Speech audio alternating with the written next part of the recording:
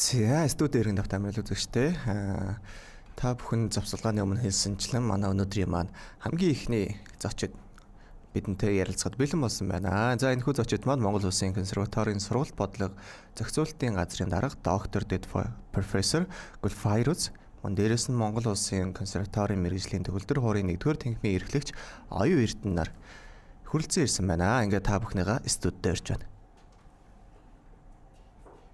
За сайн байна уу? За. Тэгээд ингэж бач. За тэгээд чихвчээ зүгээд нэг өөрсдөндөө ойртуулаад тухтаа суугаарай. Гэртээ байгаа юм шиг байгаарай. За өглөөний миньд өглөөг хэрхий эхлүүлж байна. Тэгээд сайн харагдаж байна та хоёр. Баярлалаа. Өглөөний минь. Гоё эхэлж чинь өнөөдөр нэг гоё дулаахан. Зом мэдчихэж байна. За ингээд бид та бүхнийг үзэгчдтэй тодорхой хэмжээнд танилцуулсан. Бас та бүхэн маань өөрсдөө нэмээд үзэгчдтэй өөрийгөө дэлгэрэнгүй танилцуулцгаая тэхүү. За намайг Гүлфайруз гэдэг. Би Монгол Улсын консерваторийн хуучнаар хөгжим мужийн коллеж гэж байгаа. Тэрэн дээр сургалтын бодлого зохицуулалтын газрын дарга, өөрөө төгөлдөр хууч мэргэжилтэй ийм хүн байгаа. Тэгээд өнөөдөр та бүхэн бид нарыг өрсөнд маш их баярлалаа. За баярлалаа урилгын маань үлээж авсанд. За таны хувьд. За намайг Гаваас Сүрэнгийн оюурдан гэдэг Монгол Улсын консерваторийн мэргэжлийн төгөлдөр хуурийн 1-р тэнхимийн эрхлэгчээр ажиллаж байгаа. За мэргэжил бол төгөлдөр хуурч тэгээд багш мэргэжилтэй тийм хүн байна. За тэгэд бас энэ удаагийн хувьд бас бүгдээрээ ярилцах сэдвийн хүрээнд бол бас нэг олон улсын өсвөрийн төгөлдөр хуурчдын фестивалийн талаар ярих болов уу гэж доод та бүхэнтэйг бас ярилцах гад урьж авчирсан байгаа. За тэгээд өнөөдрийн үед энэ удаагийн бас олон улсын төгөлдөр хуурын хуурчтай уралдаан фестивалыг зохион байгуулах үндсэн зорилго нь яг юу байгаа вэ? За тэгээд энэ талаас бас та дэлгэрэнгүй ерөн фестивалийн талаар ярьж өгвөл.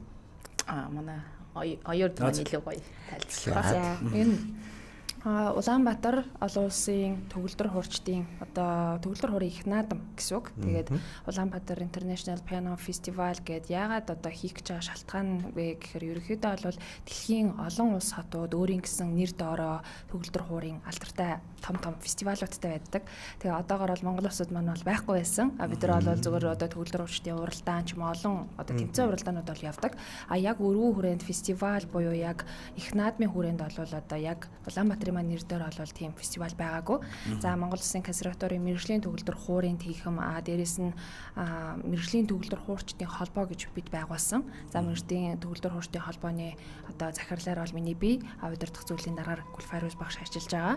За гишүүдээр бол манай мэргэжлийн төгөлдөр хуурын тэнхимийн багш нар маань жишээлбэл байгаа. Тэгээд энэ үйл ажиллагааг голлон зохион байгуулж байгаа, санаачлан зохион байгуулж байгаа одоо хүмүүс бол мэргэжлийн төгөлдөр хуурын тэнхим болон Монголын мэргэжлийн төгөлдөр хуурчдын холбоо консерватори ингээ хамтран анхлан зохион байгуулахаар болж байна. За ингээд фестивалийн хувьд бол 6 сарын 22-ноос 26-ны хооронд бүтэн яг 5 өдрийн турш төгөлдөр хуур одоо хөгжмөр амьсгалсан. За тэгээ энэ зөвхөн одоо уралдаан тэмцээнээр зөвхөн хязгаарлагдах бус.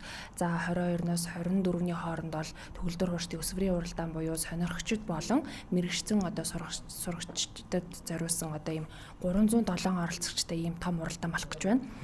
За уралдаан 3 хоног үргэлжилсэний дараа 3 дахь өдрөөс эхлээд бид нар одоо Монгол Улсын консерваторийн доктор, профессор, туршлагатай, ур чадвар өндөр бүхий одоо энэ улстай тэргүүлэх зэргийн багш нараас одоо сонирхогч хүүхдүүд маань одоо маш их хичээл авах, зөвлөгөө авах хүсэлтэй байдаг. Тэгээ энэ боломжийг нээлттэй болгож одоо яг 100 цаг болж байна. Багш нарын маань одоо хичээл сургалт арай гайгүй болж байгаа нөхцөл тэр энэ одоо фестивалыг бол олон нийтэд илүү зориулж чиглүүлж хийж байгаа гэсэн үг.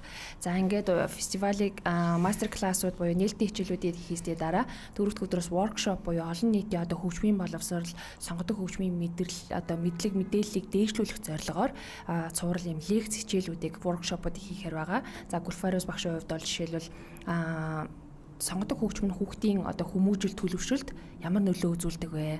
Мөн дээрэс нь одоо жаз төгөлдөр хуурчид бас байдаг тий. Жаз төгөлдөр хуурчид бол жишээлбэл ноткогоор яг импровизац буюу шууд одоо чөлөө сэтгэмж гаргаад шууд тэр моментод одоо сэтгэж тоглодог гэсэн үг. Тэгэхээр тэр ур чадварыг бас одоо хэрхэн яаж хүүхдүүд маань хөгжүүлэх вэ гэдэг одоо арга чадварыг заах одоо юм jazz piano-д орших пианист байна одоо жишээлбэл тэр өдөр workshop хийхээр байгаа. За энэ бол яг олон нийтэд яг илүү чиглэсэн бас илүү мэдлэгийг дээшлүүлэх зорилготойгоор хийгдэж байгаа гэсэн үг. За ингээд оройн нь бол бид нар энэ уралдааныхаа оролцогчдын шагналтнуудын гала концертыг хийн. 26 фестивалийнхаа үйл ажиллагааг хаагаад багш нарын маань одоо алдартай манад ур чадвартай мэргэжлийн төгөлдөр хуурчууд болон мэргэжлийн хөгжимчдөөс бүрдсэн гала концертыг хийхээр ингээд ажиллаж байна. Ямар гоё юм бэ те. Тэгэхээр маш олон өдрийн турш маш олон төрлийн үйл хөтөлбөртөөгөөр маш өргөн цар хүрээнд болж байгаа юм байна те. Монголоос одоо Монголын маань сайн төгөлдөр хуурч нар манд багш нар оролцож байгаа. Гаднаас хүмүүс хэрэг ирж байгаа вэ? Одоо оролцож байгаа хүмүүс эсвэл магадгүй workshop хийх багш нар ч юм уу байгаа болов? Ер нь бол сая бүртгэлд харахад бол манай одоо хурш улс хятадтай яс тийм ээ хүүхдүүд бүртгүүлсэн байсан бас солонгосоос бүртгүүлсэн байгаа. Мөн гаднаас гэхэд яг энэ фестивалийн хүрээнд бас нэг хийх гэж байгаа гол том ажлын нэг бол бид нар Орос холбооны усаас Москвагаас бүр яг мэргэжлийн төгөлдөр хөр хөгжим хөглөдөг хүмүүсийг ер нь урьж авчих гэж байгаа. Яг өнөөхөө өрөөнд. За энэ фестивалийн яг энэ хүрээндээр бид нар бол бүртгэлээ нээн. Гэхдээ энэ ямар утга учиртай гэхээр одоо манайд бол сая харсан чинь бүртгүүлж байгаа хүүхдүүдийг харсан чинь маш их хүүхдүүд төгөлдөр хураа хичээлдэг болсон байна. Тэгэхээр бол энийг бол маш их бид нар сайшааж яа тэгвэл хөгжмийн боловсрол бол нийгэмд нэн чухал болсон. Нэг үед одоо STEM гэж ядаж тий science, техник, математик гэсэн чинь STEM дээр нь арт хэрэгтэй байна гэдэг үзэл бодол гарсан. Тэгэхээр артгүйгээр ямар яруу нэгэн хүний хөгжилд бол хэцүү. Бүр дэлхийд даяар ярьж байна. Хүмүүнлэгийн хичээл, арт хичээл бол хамгийн чухал хичээл. Хүний сэтгэн бодоход, ургуулan бодоход тийм ээ. Одоо энэрнгүү сэтгэл гэх бүх юмд нь бол хэрэгтэй юм байгаа учраас урлагийн боловсрол нэн чухал гэх. Тэгэхээр одоо манай хэцүүжүүд хүүхдийнхаа урлагийн боловсролд маш их анхаарал хандуулж байгаа нь бол бид нар маш их баяртай. Гэхдээ үүний одоо хөгжмөндөр тоглож байна тий. Тэр хөгжмийн арчилдаг тордог хүн хэрэгтэй болчиход байна. Манад бол маш хомс. Бараг 1-2 хүн байгаа гэж хэлж болно тийм ээ. Тэгэхээр яг үүнийг бид нар ингээ хараад тэгэхээр бид нар одоо яг мэргэжлийн төгөлдөр хөглөөчийг бэлдэх хэрэгтэй юм байна. Гээд бид нар одоо энд байгаа Оросын элчин сайд руу хандаад Монголд байгаа Оросд байгаа манай Монгол элчин сайдын ямар албан бичих өргүүлээд тэгээд үүний өрөөнд бид нар ингээ Москвагаас хөгжим хөглөдөг хүмүүсийг урьж сургалт хиймээр байна.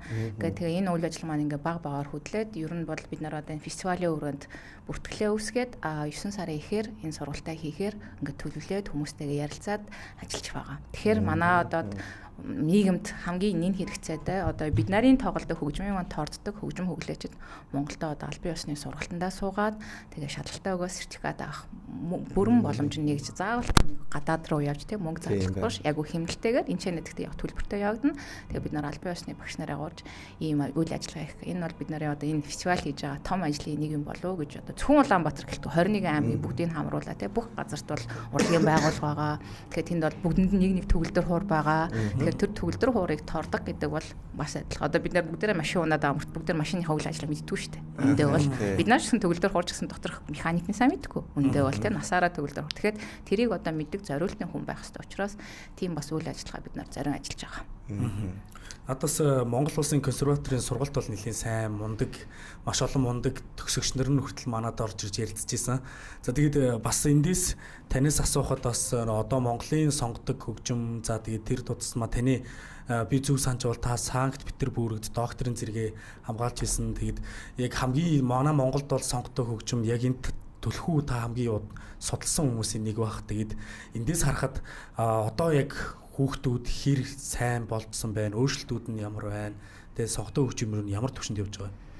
Манай сургууль одоо бүх та бүхэн мэдж байгаа Монгол дахь цорын ганц сургууль те шатлан сургалтаар явдаг. Одоо бид нар 6 наснаас эхлээд баг худлаа хийсэн 60 нас хүртэл хүмүүсийг те сургалтанд хамруулж боловсруулж ингэж гаргадаг усаага манай магистрийн түвшин хүртэл бид нар сургалтаа явуулдаг. 1-р ангиасаа магистрийн түвшин мэргэжлийн хөгжимчд одоо та бүхний мэддэг найрал хөгжим сууж байгаа бүх хөгжмийн юмсыг манадаар сургаж байгаа. Үндэсний найрал хөгжмдөр үндэсний хөгжим бүх хөгжим манай сургууль дээр сургаж байгаа.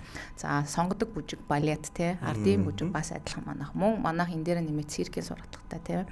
За бас тэгээд дээдтэй одоо яагаад гэвэл нөгөө дуулаачийн хүмүүс ч нөгөө хоолой мутац явагдаад зогсныхаа дараа бид нар дуулалтаа хичээл авч эхэлдэг. Тэгэхээр 15 наснаас эхлээд 12-оо төгссний дараа бид нар бакалаврын түвшиндээ дуурийн дуучин, уртын дуу, богино дуу, мөн манайх жаз дуутай болсон. За тэгэхээр манай бас сургууль дээр бас нэг онцлог юм бол сүүлийн одоо 10 жил болсон бид нар одоо мэрэгжлийн түвшинд зааш хөгжимчдийг бэлддэг сургалттай болсон байгаа. За энэ дашрамд бас мэдээлэл хүргэчихье. Утгуу 7 сарын 6-наас 10-ны хооронд анх удаа Азийн түвшиндээ зөвхөн Монголтай биш Азийн түвшиндээ жазын бүх ихтэй сургуулиудын айгүй том уулзалт конференц фестивал бол манай Монголд манай сургуультай хамтран хийж байгаа. Тэгэхээр 140 гаруй улсаас 150 гаруй хөгжимчд тэрнээс 3-4 Грэмми шагналтай ийм хөгжимчд ирнэ. Маш гоё юм болох гэж байгаа. Тэгэхээр энэ дашинд бас энийг дурдах нь зөв. Яагаад гэвэл манай сургуульд угаасаа энэ мэрэгжлийн юутай холбоотой учраас энийгээ бас дурдчихъя. Тэгэхээр манай дээр бол зөвхөн сонгодог жаз нь байна. Тийм бүх юм байгаа учраас ер нь бол жилээс жил бид нарын төгсөгчтэй ч та бас дурдж байна тийм ээ. Дэлхийн тавцанд гарч эхэлж байна. Тийм. Манай цирктэй нарны цирк гэж байна. Тэгэхээр нарны цирктайгаа бүх мундаг тэр тоглоод байгаа тэр гол дүрд нь жүжиглээд байгаа жүжигчмаа мөн адил манай циркийг төгссөн юм төгсөгчтэйгаа. Тэгэхээр бид нарт бол одоо бүх төгсөгчд маань бол бүгдээрээ л хамгийн мундаг нь одоо Монголынхаа нэрийг дэлхийд тавцанд гаргаж явж байгаа хүмүүс байгаа. Хөгжмийн зохиомжоор бас тий хөгжмийн зохиолч хөгжим судлаач тэгээд.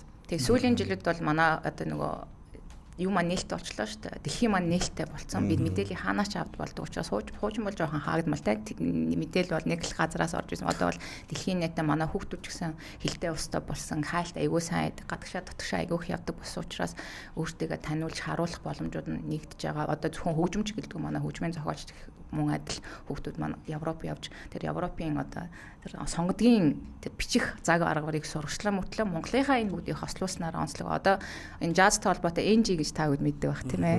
Одоо энэ жазын яг лабораториос нь гарсан. Гэхдээ манай суралцаа. Гэхдээ яг энэ төслөөр гарч ирсэн юм дуучин маань уртын дуг жазын гармонтой хослол дэлхийн тавцан дээр одоо дуулаа явж байна тийм ээ. Тэгэхээр ер нь бол манай сургалт бол жилээс жил сайжиж байгаа. Яг бүх юм сайтай муутай байгаа. Гэхдээ ер нь бол жилээс жил нөгөө зах зээл маань том болоод эхэлж байна. Хүүхдүүдэд ч гэсэн авах мэдээлэл нэгсэж байгаа учраас багш нар бид нарын хувьд ч гэсэн өөрсдөө бэрхшээлээ дээшлүүлэх боломж нь маш их болж байна. Интернетээс бүх хайлтаа хийгээд би өөрөө мэдэхгүй байгаа юмыг нөхөж авч тийм ээ. Тэр хүүхдэд өгөх боломж нь бол бид нар нээлттэй учраас бол боломж бол сайн гэж харагдаж байгаа. Би өөрөө бол Санктад яг манай Монголын төгөлдөр хөгжмийн зохиолчдын төгөлдөр хуурын уран бүтээлийн би өөрөө судалсан байдаг. Тэгээ яг төгөлдөр хуурын зохиолууд нь яаж бичигдсэн бэ те ямар онцлогтой юугаараа онцлог гэдгээрээ гэж бичиж хамгаалсан байт юм аа. Тэгээд бас одоо утгагүй одоо 6 сарын сүүл те 7 сар их гэдэг чи ер нь бол нөгөө хичээл хаагдсан. Гэхдээ нөгөө яг элстийн үеийн процесс явагдаж байгаа юу байгаа. Тэгээд ер нь бол манай сургууль бол энэ 6 сар бол 7 сар бол маш их үйл ажиллагаа давхцсан ингээл бүжинсэн бид нар хийдэж хичээл амарсан ч гэсэн уран бүтээл маань бол маш юм ариун байгаа сайхан сарууд байгаа. За тэгэхээр үүнтэй холбоотой манай дээр одоо удахгүй бид нар 6 сарын 2-оос одоо 25 хүртэл манай бакалаврт элт маань нээлттэй байгаа. За манай элтэн дээр ямар хүмүүс сурч байгаа бүх хөгжмийн чиглэлээр гэхдээ бол нөгөө сайн сурцсан хүүхдүүд байх хэрэгтэй. Ер нь бол бид нар доороос хүүхдүүд 12 жил сурцсан хүүхдүүдээ дээшээ одоо хөгжимчний хувьд бол авдаг. Гэхдээ зарим үе байдаг хүүхдүүдээ хуваараа сурцсан маш олон жил хичээлсэн хүүхдүүд бол манай дээр орж иж зарим хүүхдүүд бол оролцож тэнцэж манайхаар дээдэд суралцсан хүүхдүүд бас байдаг. Тэгэхээр бол боломж бол хүн болгонд бол нээлттэй. Тэгэхээр сонгодог хөгжмийн бүх хөгжмийн зэмсэг, үндэсний хөгжмийн бүх хөгжмийн зэмсэг мөн одоо дуулаач дээр бол бүр илүү нээлттэй. Бид нар бол одоо 12-аа төгсөн хүүхдтер бол хэрвээ тэр хүнд авьяас байгаа бол хоолой байгаа бол манай дээр дуурийн дуугаар, уртын дуу, богино дуу мөн жаз дуугаар суралцах юм боломжтойгаа. За бас шүү манай дээр багш бүжгийн боловсрал гэж байгаа. Одоо бүжгээрээ яг багш болох хүсэлтэй тийм хүмүүсийг бол бид нар бас илсүүлэн сургадаг байгаа. Бас баш хөгжмийн боловсрал гэж байгаа. Тэгэхээр яг одоо энэ ерөнхий эдмийн сургууль дээр сүүлийн үед яригдаад байгаа би өмнө ч сая ярьчлаа. Урлаг бол заавал байх ёстой. Багш хөгжмийн боловсролын багш нар нь сайжрах ёстой. Энэ бол заавалгүй байх ёстой гэж одоо яамнаас хүртэл энэ дээр анхаарал тавьж энэ шаардлагатай мэргэжлүүдийн нэг болсон байгаа. Тэгээ манай сургууль өнгөрсөн жилээс эхлээд энэ мэргэжлийг танаа сургууль дээр хэрэгжүүлэх хэрэгтэй байна. Бүх лаборатори нь тийм ээ танаа дээр байгаа. Бүжгэн байна, дуун байна, одоо юу байна. Тэг хөгжмийн зэмсэг нь бүхэндээ бүгдээрээ мэргэжлийн төвшөнд багш нар нь байна. Тэгэхээр яг сайн багш нар бол танаас гарах ёстой. Тэгэхээр танаа сургууль энийг хэрэгжүүлээч гэд манай дээр багш хөгжмийн боловсрол гэж өнгөрсөн жилээс эхлүүлээ бид нар одоо энэ жил 1-р курсын анхны элч маань аваад төгсөж байна. Тэгэхээр ийм бас манад шинэ юм хөтөлбөр байгаа. Тэгэхээр одоо яг энэ хөгжмөөрөө явах гээд багш болох гээд байгаа хүмүүст бол манай сургууль нээлттэй шүү гэж манай дээр бүртгүүлээд суралцж болох боломж нь байна. За бас нэг юу байгаа язгуур урлаг. Одоо Монголыг бол өөрөө ирэхгүй дэлхийд даяар морин хуураар нөхөөмигээр нь уртын дуугаар нь дандаа төсөөлдөг. Тэгэхээр язгын урлаг бол заавал байх ёстой. Одоо манай Монголын бас нэг дархлаа гэж хэлж болно тийм ээ. Бид нарын дархлааны нэг учраас бас язгуур урлагаараа бид нар бас хөтөлбөрөө хэрэгжүүлээд бас ихний 1-р курсууд маань ингээд төгссөн байгаа. Тэгэхээр бол ингээд манай сургууль дээр яг хөгжмөнтэй холбоотой юу вэ? Бүх боломж нь байгаа шүү. Тэгэхээр манай дээр сургууль дээр бүртгүүлээд элсэлтэнд нь шалгалтаа өгөөд оролцож болно. Яшийн хувьд бол 450 оноогоос дээш байх ёстой. Англи хэл, монгол хэл, нийгэм гэдэг энэ 3 хичээл нэг хүмүүнлэг гэдгээр урлаг гэдгээр энэ 3 хичээлийг одоо яамнасаа заасан байгаа. Тэгэхээр 450-аас дээш оноо авсан нөхцөлд та манай дээр ирээд бүртгүүлээд тэгээ хажуугаар нь бид нар заавал ур чадварын шалгалт авна. Яг тэгвэл нөгөө урлаг учраас тайзан хардаг өөрийгөө харуулдаг учраас бид нар бол ур чадварын шалгалт бол заавал хүүхдүүдээс авдаг байгаа. Энд дээр шууд нэмэд нэг юм асуучих. Хөгжмийн чиглэлээр ер нь суралцахыг хүсдэг боловч эргэлзээд идэг бас хүүхдүүд байдаг те урлаг гэхээр жахан айх гад ч юм уу сүртэх гээд ч гэх юм уу.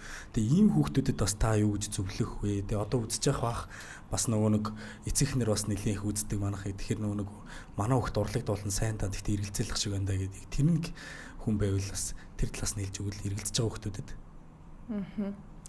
Үгүй яг ерөнхийдөө бол сурж байгаа ч гэсэн сурахгүйсэн ч гэсэн ер нь бол эргэлзээ айдас үргэлж бол байдаг. Одоо хүмүүс харагдахад бол урлагийн хүмүүс хөгжим ч юм уу эсвэл гоё л харагддаг тийм. Тэгэхээр тэрний цаана бол маш их тэсэр төвчээр хариуцлага сахилах бат урт хугацааны хөдөлмөр байдаг.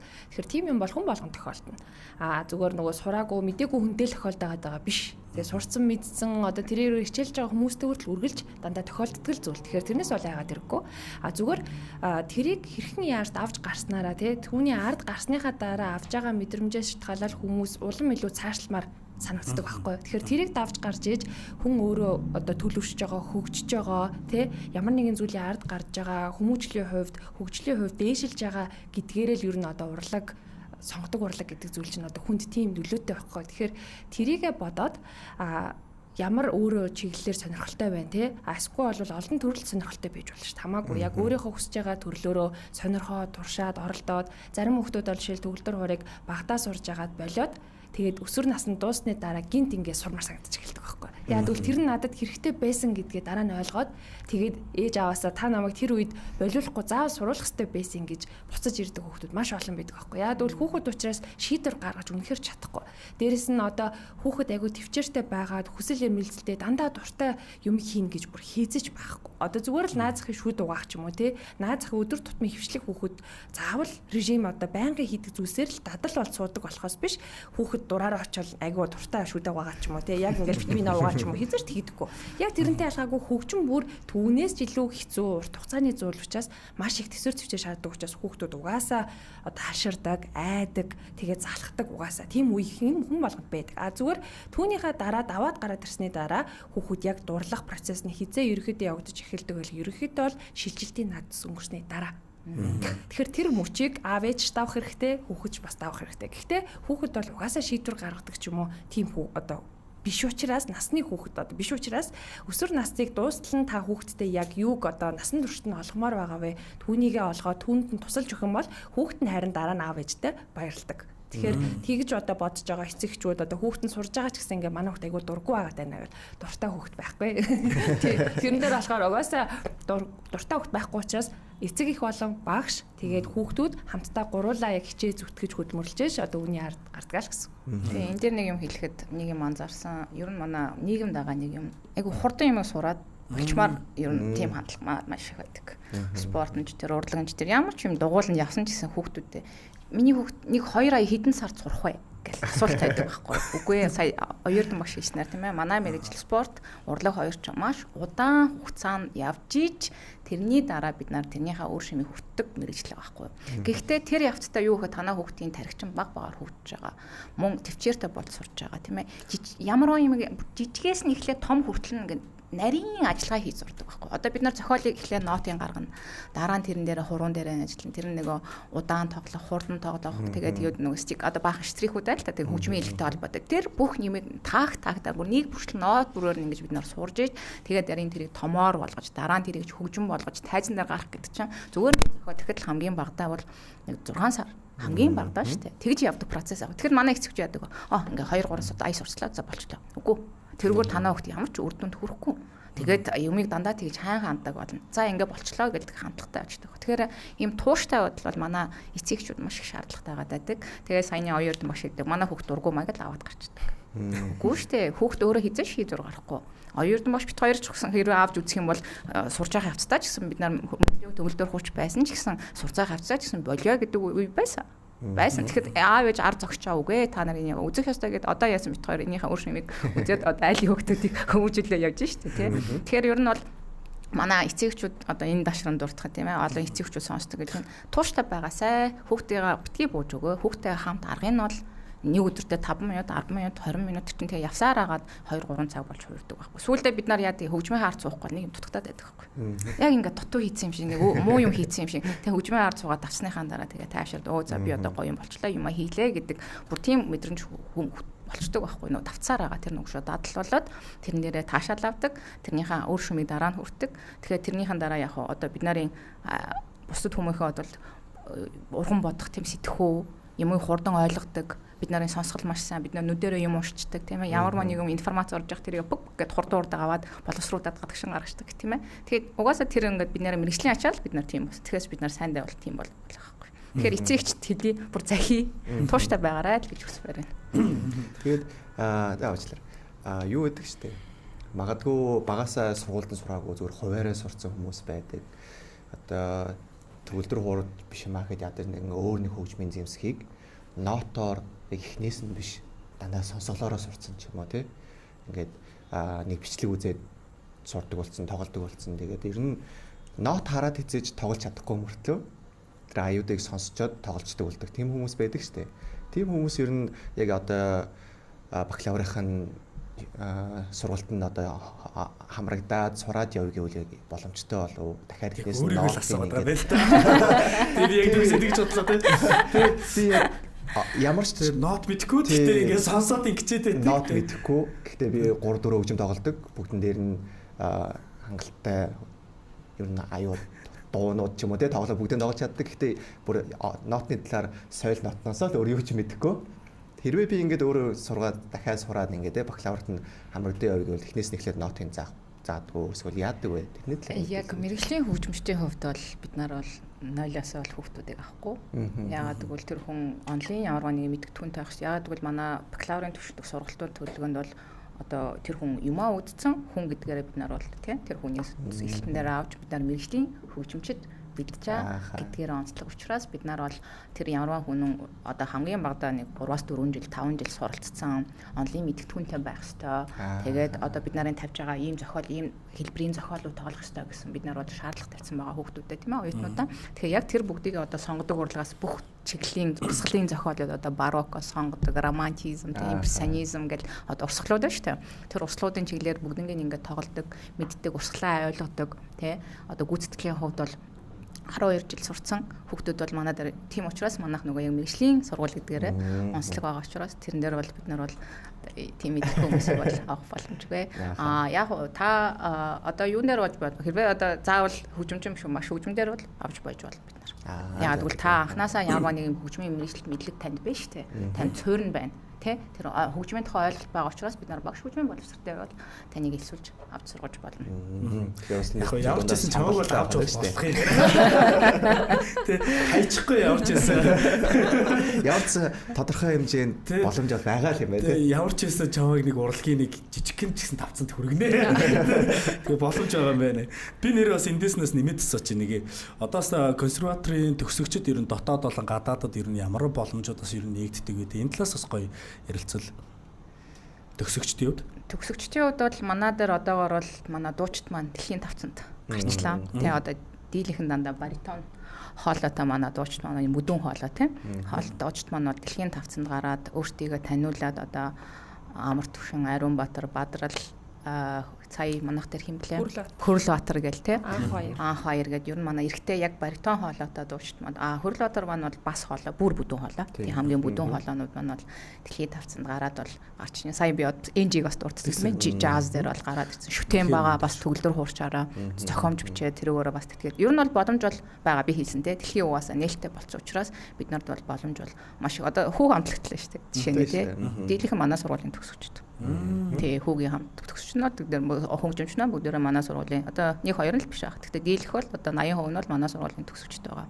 Тэгэхээр бол манад бол боломж байгаа хэрвээ хүн өөрөө зүтгээ чармаагаад хөдөлмөрлөх юм бол одоо өмнө шигээ биш шүү дээ. Одоо сайхан ийм цахим юу талбарны бий болчлоо шүү дээ. Та энийгээрээ бол өөрийгөө яаж сурчлаад өөрийгөө таниулах, дэлхийд таниулах бол боломж нь бол маш их байгаа. Гол нь хүнээс л шалтгаалж байгаа. Та өөрөө хүсвэл өөрийгөө таниулж чадна. Нэрээ тийш үү. Яг нэрэл одоо яг тийм болцсон хүн өөрөө яг хичээж чадаад тэгээ өмнө нь бол яг бас нөгөө сошиал хөгжиж байхад тайз хүл хийдэг гэсэн байж магадгүй. Гэтэл одоо өөрөө өөрийнхөө тайзыг шууд дуцаа гаргаж ирэх боломжтой болсон шүү дээ. Тэгээ одоо бүгдээ бас олон улсын өсвөрийнхөө уралдааны талаар стал руу ороод тэгээд бас цаг өндөрлөх гээд тийм үү? Стола ярина. За тэгээд Монголын залуу төгөлдөр хуурчд болоо хөгжмийн фестивал одоо болох гэж байгаа. За тэгээд энд болохоор хичнээн хүмүүс оролцохын нь сая 317. За эдгээрээс юу яг ямархуу шатаар яаж шалгарч явдаг вэ те? Яг чинь бас үргэлжлээд давуу талууд нь бас юу байгаа вэ те?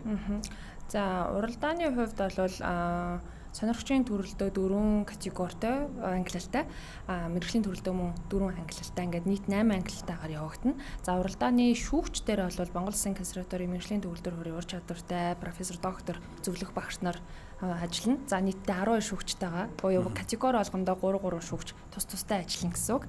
Тэгэхээр одоо үнэлгээний хувьд бол илүү амар. Одоо нэг шүүгчдэр биш 3 яг тустай шүүгчдэр шүүгдэхээр бол хүүхдүүдэд бас илүү амаараа дээрээс нь консерваторийн багш нар байгаа учраас одоо үнэлгээний хувьд бол асуудал байхгүй гэж бодож байгаа.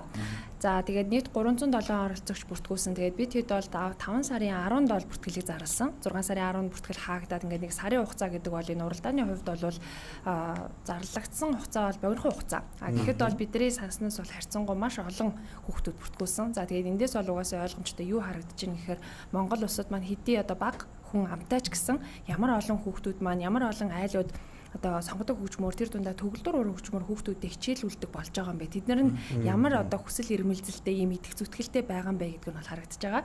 Одоо жишээл 9-11 насны ангиллал 112 хүүхэд бүртгүүлсэн.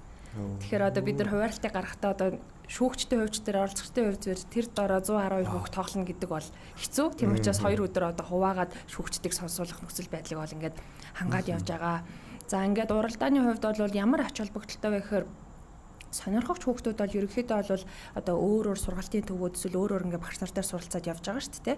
За магадгүй манай багш нараас зарим багш нараас одоо хичээл авдаг ч юм уу эсвэл сургалтын төвүүдтэй багш нар бол бас байгаа. Гэхдээ тийм олон тооны бол биш.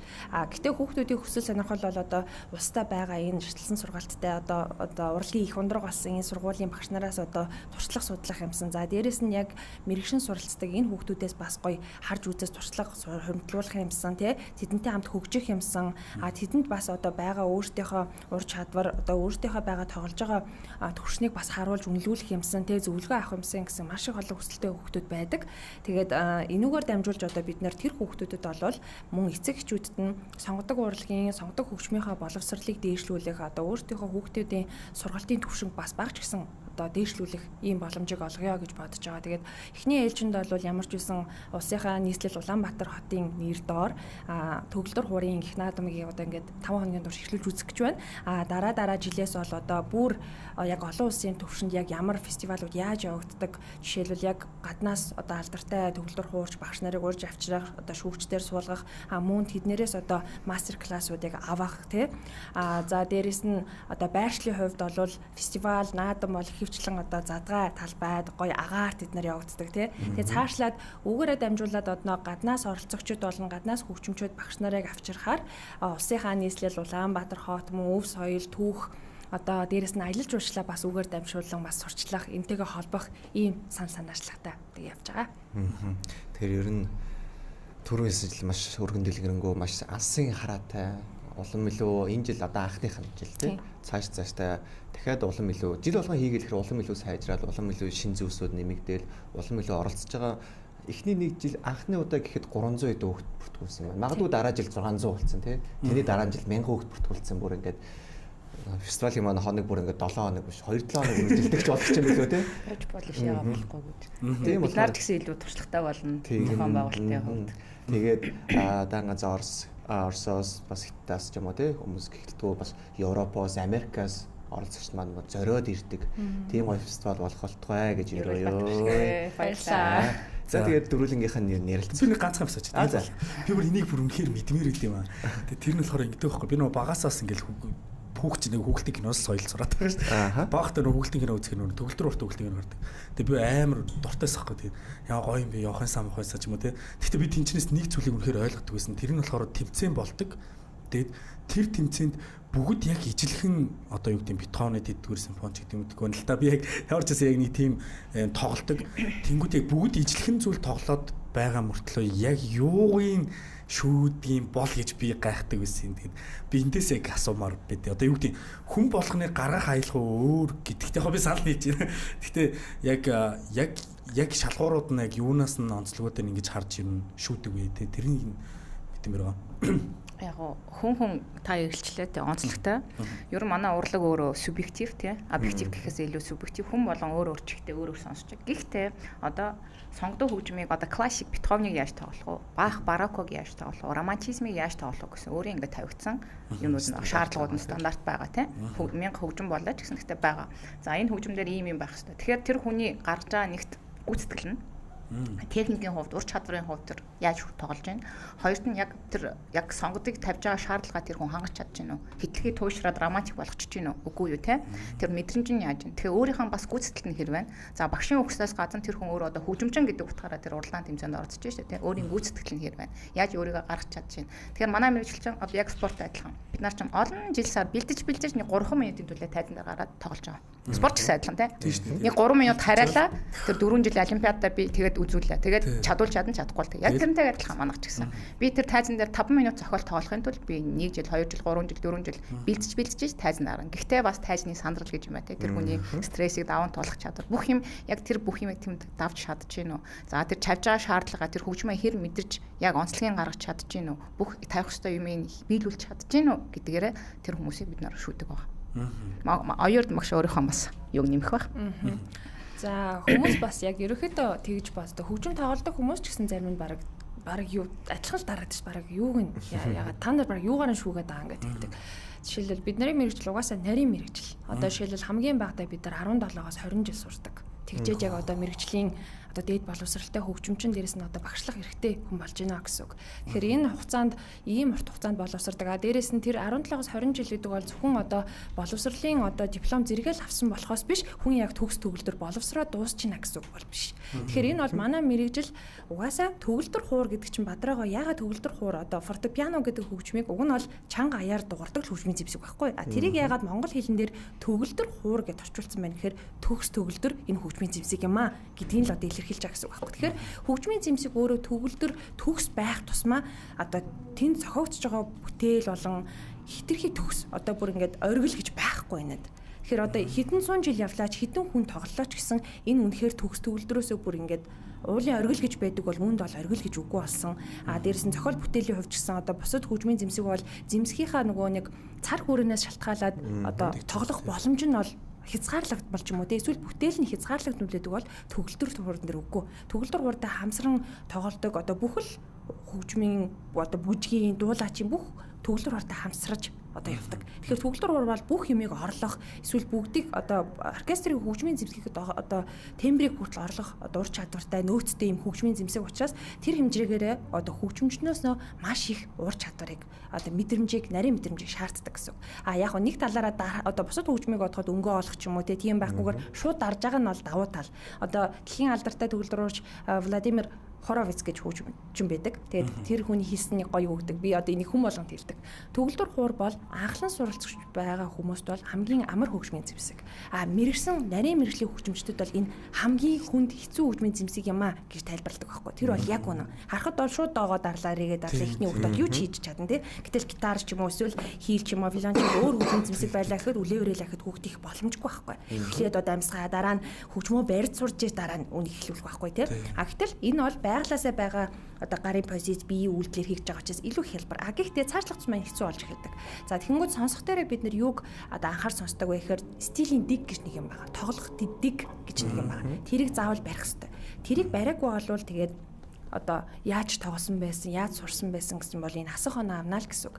Дээрэс нь одоо студ буюу одоо шилбэл техник одоо буюу гарын хурд жигд хөдөлгөөн шаардах тий. Одоо жишээлбэл зарим хүүхдийнх нь айгүй удаан ажиллаад ч юм уу тий. Эсвэл заримх нь жигд бус ингээл дээш доош тэгэн доогон дуурайд ч юм уу тий. Тэр байдал байна уу? Техник, суур техник байна уу? Гарын тайвал, жигд дууралт хэр байна? Стилийн дэг онцлогуудыг хэрхэн ялгарамжтай гаргаж ийн. За уран сайхны илэрхийлэмж буюу одоо романтик хөгжим байлаа шүү дээ тий. Классикаас бол шал ялгаатай өөр өнгөөр, өөр илэрхийлэмжээр тоглогддог гэсэн. Тэгэхээр тэр уран сайхны төсөөлөл, фантаз, өнгөний ялгарамж байна уу? Стилийн ойлголт байна уу гэдгээр нь. За дээрэс нь Монгол хөгжим байвал Монгол хөгжмийн зохиолч Монгол одоо хөгжмийн онцлог байна уу? Орос хөгжмийн зохиолч байлаа гэхэд Оросын хөгжмийн дууралтын ялгарамж, гармон, баян дууралт байна уугүй юу гэдэг. Тэгээ урсгал болгоноос дээрэс нь улс болгоноос одоо зохиолч болгоныхоос бас шалтгаалаад өөрчлөгдгөө гэсэн үг. За жишээлбэл орчин үеийн хөгжим байлаа гэж бодоход классик шиг тоглож болохгүй. Орчин үе бол илүү чөлөөтэй, илэрхийлэмжтэй одоо жаз классикийг ослуулсан одоо өчнөө хөгжмийн зохиолчтой бүтээл байдаг жишээлбэл. Тэгэнгүүт жазынхаа одоо сул доолн дээр одоо акцентууд орж ирдэг ч юм уу те классикийн дүрмийг зөрчдөг жаз бол жишээл те тэгэнгүүт классикийн одоо яг ур чадвар техник суурь юм байгаад энэ хоёрыг хослуулсан гэхээр сонгодог хөгжимчдөөсөө энэ маш өөр ур чадваруудыг шаардж эхэлдэг. Тэгэхээр нэг хөгжимчин суугаад нэг л хөгжмийн зэмсгэн дээр тоглоод байгаа боловч маш олон төрлийн одоо урсгал чиглэлүүдээс, стилүүдээс тоглогдох одоо бүтээл тоглох шаардлагатай байдаг учраас энэ нь бол хүнээс одоо төгөл рүү орчаас маш их нарийн ур чадвар шаарддаг. Тэгээд бид нэр тэрнийхэн дагуу одоо этюд гэж заасан бол техникийг илүү харах зорилготойгоор те барокийн одоо жишээлбэл Бахын хөгжмийн зохиолыг олон хоолойг давхар сонсох гэж. За энэ бол бас зөвхөн төгөлдөр хуурчдаг байдаг маш том ур чадвар. Жишээлбэл одоо дан хоолоогоор бид нар шиг одоо шил төгөлдөр хуурчиг бүгдийг ингээд давхар зэрэг уншдаггүй. Ер нь бол бусад хөгжмөндөр хөвчлэн дан хоолоогоор эсвэл хүсрээл давхар нотоор л байдаг. Гэтэл төгөлдөр хуурн дээр бол олон хоолой буюу 3-4 хоолойг яг зүгээр одоо зэрэг харах одоо шаардлагатай байдаг. Тэгэхээр бол энэ бол олон хоолойг сонсох, олон хоолойг зэрэг харж унших чадвар бол бас бид нар тэрийг нь харж сонсдог гэсэн үг. Гэх мэтчлэн бол маш нарийн байдаг. Тэгээд хүмүүс бол яг хуу одоо ингэж хэлэхээр зарим нь л ойлгож байгаа. Гэтэ бид нар бол сонсохдоо бол мэрэгжлийн багш нар, мэрэгжлийн шүүгч нар яг тэрнийхэн дагуу оноо одоо техник ур чадвар те илэрхийлэмж дээр за тэгээд дээрэс нь тайзны соёл гэж юм байна жишээлбэл те. Тэгээд тайзан дээр өөрийгөө илэрхийлж байгаа байдал зарим хүүхдүүд одоо хитрхи хумаад одоо өөртөө тоглодог бол зарим нь бол аль эзэн биеэ илэрхийлээ сурсан артистийн төвшөнд, уран бүтээлчийн төвшөнд гараад ирсэн. За тэр бол жишээлбэл бас нэмэх оноо аавна гэх мэтэр ингээд бид нар яг задрагаар шүүгээд явдгаа гэсэн үг. Тэгэхээр энэ дээр та нэг анзаарсан бол те одоо маш их олон юм шаардлага. Тэгэхээр хөгжимчин хүн гэдэг нь зөвхөн ганц хөгжмийн зэмсэгтэй тоглох биш. Маш их ном унших хэрэгтэй. Түүхээ мэдэх хэрэгтэй. Нийгмийнхаа тэр үеийн үйл ажиллагааг мэдэх хэрэгтэй. Уран зураг те одоо урлагтай холбоотой уран зураг, уран зохиол тийм ээ түүх гэд энэ бүх юмыг мэдчихээ төсөөлж одоо бид тэр зохиолыг амлуулдаг байхгүй юу? Ганц би одоо өөр хэлэн Бетховны санаатыг авлаа те одоо сарны санаат адилхан. Бетховны сарны санаат хэдэн онд яагаад бичигдсэн? Юу нөлөөлсөн? Яагаад энэ сарны санаат нь бий болсон? Юу нөлөөлсөн? Хэн нөлөөлсөн? Тэр үед тэр Германд ямар үйл ажиллагаа болж ирсэн? Тэ түүхэн хувьд юу болж ирсэн? Бетховны хувьд юу болж ирсэн? Тийм ээ? Тэр үед ямар зохиолчд ямар уран зохиол бичдэг байсан? Ямар зураач юу зурдаг байсан? Гэ наад захан гэхэд тэр бүгдийг судалж би тэр зохиолыг амлуулах хэрэгтэй байхгүй. Зүгээр ганц нотоо сураа тайзан гарах биш. Тэгэхээр би өөрийгөө маш өндөр зэрэгээр цэнгэлжиж би тэр зохиолыг амлуулнаа гэсэн үг. Тэгэхээр одоо хөгжмөөр суралцсан хүүхд бол тал талын мэдлэг авьяаш ур чадвартай болдог байхгүй. Зүгээр тод жишээ. Саний яг энэ хариултуудыг яг хөгжмийн зэмсэг дээр яг төгөлдөр хуур тоглож байгаа хүүхдүүд байвал яг үнэхээр сонсоосоо гэж хүсэж байна. Яг үнэхээр хэрэгтэй зөвлөгөө, хэрэгтэй яг шаардлагуудыг энэ би бол хэрвээ төгөлдөр орчихсон бол яг ингээ яг мундаг хоёр багшаас яг иймэрхүү юм сонссон бол яг за окей би яг одоо наатгаж биелүүлчихэд тэрийг яг тийм сууж гэрийн даалгавраа хийх байсан байна. Тэгээд та бүхэнтэй бас ярилцахад маш их даатай байлаа. Тэгээд дээрэс нь саний ярьдаг 17 жилийн турш тэ 17 18 жил тэрнээс ч дээшээ олон жилийн турш ингэж яг энэ урлагт суралцж ийж яг энэ дээр сурсан тэг яг одоо ингээд мэрэгжлийнх рүү гарч ирдэг энэ бүр надад үнэхээр бахархан байлаа. Тэгээд таны хувьд бол бүр ч олон жил байгаа. Би 20 жил. Үнэхээр энэ бол бүр өмнө амьдралын хамгийн том одоо чин сэтгэлийн зориулсны тэгээ маш олон хөдөлмөр би бол яг та бүхэн илээгүүлэх өдөр болгоны хичээл зүтгэл хийсэн баг. Өдөр болгон бэлдсэн баг. Тэгээ яг саний таны хэлдэг те яг юу болсон тухайн цаг үед яагаад ингэсэн гэх мэтлэн маш олон зүйлийг суралцах шаардлагууд гарсан, унших хэрэг гарсан. Зөвхөн төгөлдөр уурын ард ингэ суугаагүй те. Тэгэхээр маш олон зүйл гарсан байна. Энд бол таны зүгээс ихсэн бас танаар маш их бахархаж байна. Тэгээ ийм ундаг багш нараар бас суралцах гэж байгаа. Тэгээ одоо заалгуулах гэж байгаа бас шавнирт нь хүртэл үнэхээр баяр хүргэе ямар мундаг юм бэ. Тэгээ фестивалд нь хэрэг бид нар бас очиж үзэх боломж бас байгаа юу те. Тэгээд сүлд хэрэв бид хоёрын асууг юм бол та бүхэн бас хэлээд нэг уриалга хэлээд ч юм уу те. Тэгээд дуусгая. Энэ фестивал бол бүх хүмүүст нээлттэй. Эцэгчүүд болон сонирхон суралцж байгаа зүгээр эсвэл зүгээр л хөгжим сонирхолтой хүн байж болно тий. За эсвэл Монголын консерваторитой дотор нь орж танилцмаар байгаа юм уу тий. Үйл ажиллагаатай. За ямар хүүхдүүд суралцдгийг эсвэл ямар одоо анги танхимууд агаад ямар хичээлүүд хөтөлбөрөөр явагдгийг ингээд танилцах сонирхолтой хүмүүс ч хамаагүй хүрээд ирж болно. Нээлттэй уралдаан бол нээлттэй концертын заал 6 сарын 22-ноос 26-ны хооронд болно. За тэгээд 7 хоногийн нэгтгэс гэсэн үг тий. Тэгээд концертын манад А, Б загярлах гэж байгаа. Хоёр зааланд маань хоёулаа яг зэрэг уралдаан маань явагдана. За тэгээд бүх хүмүүст нээлттэй учраас та бүхнийгээ урьж байна. Тэгээд ганцхан уралдаан биш. Одоо багш нараас маань одоо зөвлөгөө авах, хичээл авах те туршлага хуримтлуулах, мөн өөрийнхөө сонгодог хөгжмийн мэдлэгийг дээшлүүлэх зорилготой лекцүүд, хичээлүүдэд маань хамрагдах боломжтой. Тэгээд энэ уралдаан Улаанбаатар International Piano Festival and Competition 2026-гийн мэдээллийг та бүхэн энэ одоо албан ёсны Facebook пэйж хаягаас нь бол хувааруудын одоо хизээ хаана болохын одоо хувааруудыг нь бол харах боломжтой байгаа. Ингээд бүхнийгээ Улаанбаатарын нэр доорх нийслэлийн маань нэртэй энэ анхны төгөлдөр хуурын их наадамд хүрэлцэн ирж одоо өргөнөөр оролцохыг урьж байна. Баярлалаа. За баярлалаа та бүхэндээ. За бидний урилгыг хүлээж авсан баярлалаа. Баярлалаа.